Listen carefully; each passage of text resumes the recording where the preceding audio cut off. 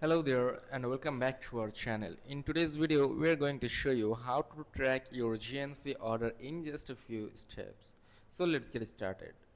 First head over to the GNC's official website. This one here, you can see this, tap onto it. Look for the order status page. That's where you will find real-time updates on your order, including shipping status and estimated delivery times. As you can see that it is saying that our site is temporarily offline or maintenance. It will be solved in no time, so wait until it is solved. So I will just explain all the steps that you need to take in order to see your status. So after visiting the GNC order tracking page, you have to enter your order details.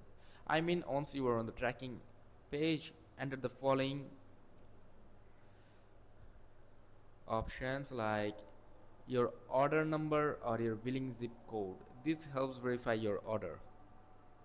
Now click view order, which will be at the left corner somewhere here. You will see a three dot. You just have to tap onto it and the option will be shown to you.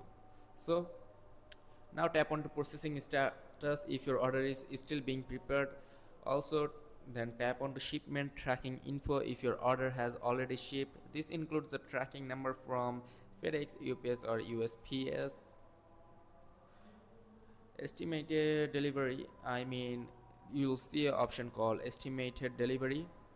So you just have to tap onto that and this will give you a time frame for when your order should arrive.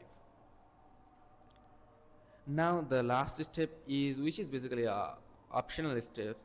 If you created an account before placing your order, you can log in and go to my orders. There you will see your full order history and tracking info for all recent purchases.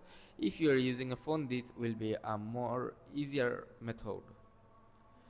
And if you are still facing some problems, then the last option is you have to contact GNC customer support. So visit GNC's help center, just search for GNC help center and you will find the option, like just tap onto the first link, it will show you like this one, just tap onto it.